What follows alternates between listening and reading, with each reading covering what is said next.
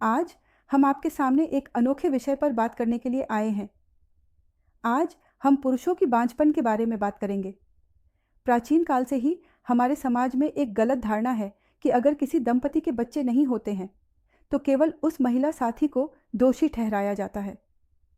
ऐसा भी कई बार देखा गया है कि एक पुरुष अपनी वंश को आगे बढ़ाने के लिए पहली शादी में बच्चा न होने पर एक के बाद एक शादी करता रहता है, फिर भी वह निसंतान रहता है क्योंकि असल में वह पुरुष बांझपन का शिकार होता है। आज हम इसी विषय पर कुछ बातें करेंगे। बांझपन के बारे में बात करने से पहले मैं एक धारणा देना चाहता हूँ। अगर हम कहें कि किसी दंपति के बच्चे नहीं होते हैं, तो अगर मैं एक आंकड़ा बताऊं, तो हम कहते हैं कि 40% जिम्मेदार महिला साथी होती है, 40% जिम्मेदार पुरुष साथी होता है और 10% दोनों की मिलीजुली कुछ कमजोरियां होती हैं जिसके कारण बच्चा नहीं होता, और बाकी 10% अज्ञात कारण होते हैं जो अभी तक ज्ञात नहीं हैं। हो सकता है कि किसी के पास कोई समस्या ना हो, फिर भी बच्चा नहीं हो रहा है। इसलिए मैंने जो आंकड़ा बताया उससे हम स्पष्ट समझ सकते हैं कि अगर किसी दंपति के बच्चे नहीं होते हैं, तो बच्चे न होने के लिए अकेले पुरुष साथी या महिला साथी कोई जिम्मेदार नहीं होता। यह समय की बात है, और अगर किसी के बच्चे नहीं होते हैं, तो धैर्य रखकर, समय देकर उचित डॉक्टर के पास जाना चाहिए और उसी के अनुसार इलाज लेना चाहिए। अब हम जान लेते हैं पुरुषों के बांझपन के कुछ कारण। इस समय में वास्तव में पुरुषों का बांझपन हमारे समाज में एक चिंता का कारण बन गया है, क्योंकि पुरुषों के बांझपन की जो संख्या है, वह हम जो रोजाना क्लिनिक में निसंतान दंपतियों का इलाज करते हैं, उसमें बहुत अधिक पाई गई है। बांझपन के बारे में बात करने से पहले एक और बात जो मैं दर्शकों को बताना चाहता हूं कि हम एक चित्र के माध्यम से देख लेते हैं कि बच्चे होने के लिए जो दो अत्यंत आवश्यक तत्व हैं, वे दो क्या हैं। मैं एक चित्र के माध्यम से दिखा रहा हूं।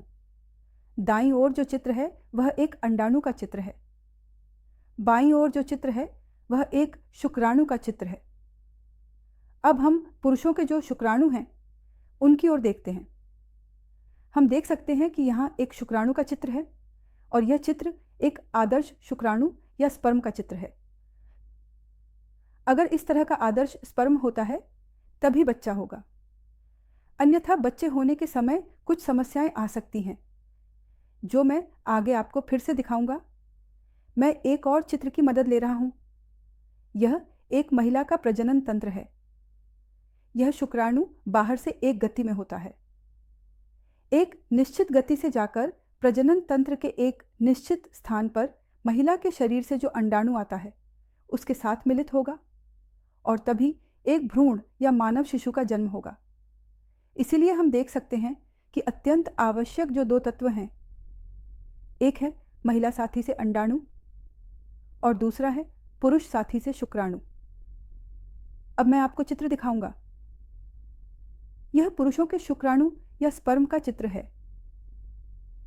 मैं थोड़ी देर पहले कह रहा था कि एक आदर्श शुक्राणु या स्पर्म में तो वास्तव में हम कुछ चीज़ों को साथ साथ देखते हैं।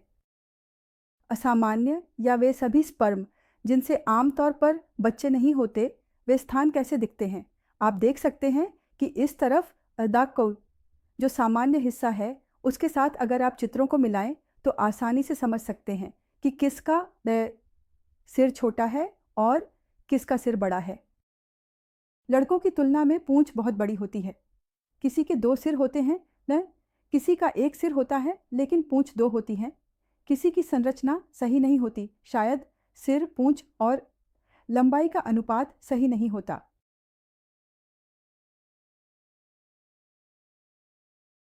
उत्तर 0-2DD। हम कहते हैं कि वे बांझपन या प्रजनन संबंधी समस्याओं से जूझ रहे हैं। तो हम सामान्य रूप से जो समझते हैं वह यह है कि बच्चे के होने के लिए जितनी जिम्मेदारी महिला साथी की होती है, उतनी ही पुरुष साथी की भी होती है। अगर पुरुष साथी में कोई समस्या है या नहीं, यह समझने के लिए हम यह सुनिश्चित करना चाहते हैं कि पुरुषों के लिए कुछ विशेष परीक्षण किए जाएं। पुरुष साथी में समस्या की पहचान के लिए विशेष परीक्षणों की आवश्यकता होती है। इसलिए हम पुरुष डॉक्टर से परामर्श करते हैं और एक छोटा परीक्षण करते हैं जिससे हम समझ सकते हैं कि पुरुष साथी में कोई समस्या है या नहीं। यह परीक्षण पुरुषों के स्वास्थ्य की गहराई से जांच करता है।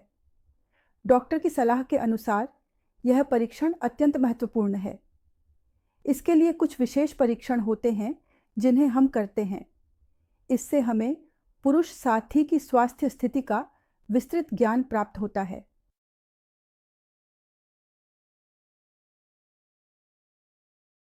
डांस अगम सामिस्विके यह नहीं हो सकता था और उन्होंने इसे बनाकर आगे बढ़ने का निर्णय लिया। आशा करेंगे, आशा करेंगे, आशा करेंगे, आशा।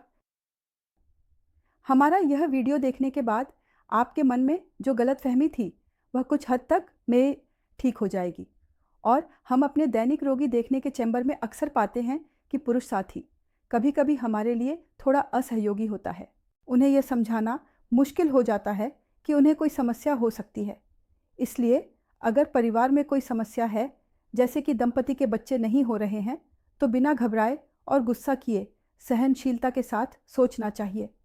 और जब आप डॉक्टर के पास जाएं, तो डॉक्टर जिस तरह से आपको परीक्षण करने के लिए कहेंगे, उसी तरह से अगर आप डॉक्टर का सहयोग करेंगे तो मुझे उम्मीद है इंशाल्लाह आपकी बच्चे न होने की समस्या का समाधान ज़रूर होगा।